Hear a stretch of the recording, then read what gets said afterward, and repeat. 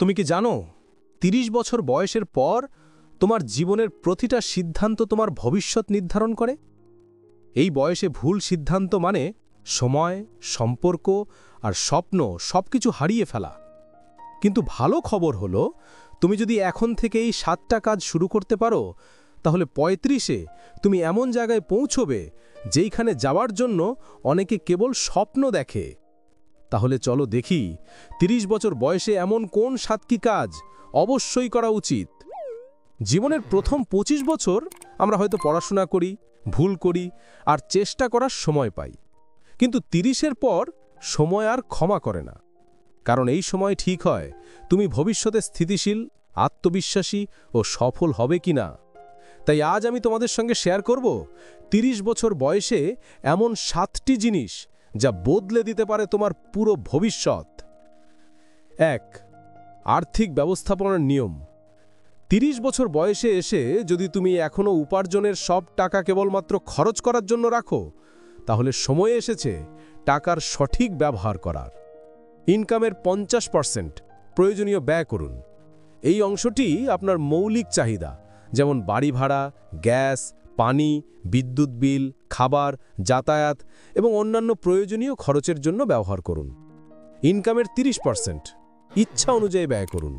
এই অংশটি আপনার শখ, বিনোদন, ঘুরতে যাওয়া বা অন্যান্য পছন্দের খরচ মেটানোর জন্য রাখুন।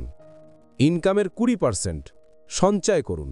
এই অংশটি আপনার ভবিষ্যতের জন্য সঞ্চয় এবং যে কোনো ঋণ পরিশোধের জন্য ব্যবহার করুন। একটি জরুরি তহবিল তৈরি করুন। একটি আলাদা ব্যাংক অ্যাকাউন্টে কমপক্ষে ৩ মাসের জরুরি খরচ রাখার ব্যবস্থা করুন। এটি অপ্রত্যাশিত চাকরি হারানো, চিকিৎসা খরচ বা অন্য কোনো জরুরি পরিস্থিতিতে আপনাকে আর্থিক সহায়তা দেবে। বাজেট তৈরি ও খরচ নিয়ন্ত্রণ করুন। আপনার মাসিক আয় এবং ব্যয়ের একটি তালিকা তৈরি করুন। অপ্রয়োজনীয় খরচগুলো চিহ্নিত করে সেগুলো কমানোর চেষ্টা করুন। বাজেট অনুযায়ী খরচ করার অভ্যাস করুন। বড় লক্ষ্যের জন্য বিনিয়োগ করুন। ৩০ বছর বয়সে বাড়ি কেনা বা অন্য কোনো বড় লক্ষ্যের জন্য পরিকল্পনা শুরু করা উচিত। নিয়মিত ও অল্প পরিমাণে বিনিয়োগ করা শুরু করতে পারেন, যে দীর্ঘমেয়াদে আপনার সম্পদ বাড়াতে সাহায্য করবে। ২. নতুন নতুন স্কিল শেখার চেষ্টা করো। যে সময়ের সঙ্গে সঙ্গে নিজের স্কিল ডেভেলপমেন্ট করে, সে সময়ের সঙ্গে দ্রুত এগিয়ে যায়। প্রতিদিন একটু একটু করে নতুন কিছু শিখো। সেটা হতে পারে ডিজিটাল স্কিল, পাবলিক স্পিকিং বা লিডারশিপ ইত্যাদি। এই শেখাটাই তোমার ক্যারিয়ারের সবচেয়ে বড় ইনভেস্টমেন্ট। ৩. সম্পর্কের মূল্য দাও। ৩০ বছর বয়সে বন্ধুর সংখ্যা কমে যায়, কিন্তু গুরুত্ব বেড়ে যায়। পরিবার, বন্ধুত্ব, ভালোবাসা, এই সম্পর্কগুলোই তোমাকে টিকিয়ে রাখে কঠিন সময়। তাই সময় দাও, কৃতজ্ঞতা দেখাও, ভালোবাসা প্রকাশ করো। ৪. নিজের শরীরের যত্ন নাও। ৩০-এর পর শরীরের ভুলগুলো ক্ষমা করে না। নিয়মিত ঘুমানো, ব্যায়াম করা আর ভালো খাবার, এগুলো তোমার শরীরকে ঠিক রাখে, কারণ স্বাস্থ্যই তোমার আসল সম্পদ। ৫.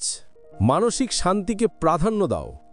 সবাইকে খুশি করার চেষ্টা বন্ধ করো, না বলতে শেখো। ৩০ বছর মানে নিজের মানসিক শান্তির মূল্য বুঝে নেওয়ার সময়। সুখ মানে সব পাওয়া নয়, বরং যা আছে তা নিয়ে শান্তিতে থাকা। ৬. জীবনের স্পষ্ট লক্ষ্য নির্ধারণ করো।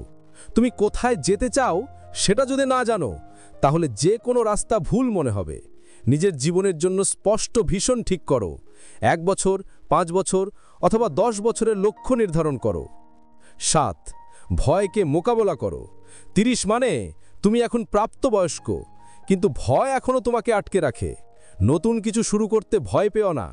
ব্যর্থতা কেবল একটাই কাজ করে, তোমাকে শেখায় কিভাবে সফল হতে হয়।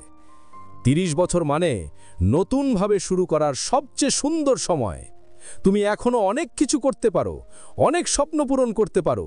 শুধু দরকার সাহস, শৃঙ্খলা আর নিজের ওপর বিশ্বাস। তুমি যদি এই ৭টি কাজ শুরু করো আজ থেকেই, তাহলে ৫ বছর পর তোমার জীবনের আয়না চিনতেই পারবে না তুমি। কমেন্টে জানাও এই ৭টির মধ্যে কোনটা তুমি আজ থেকেই শুরু করতে চাও।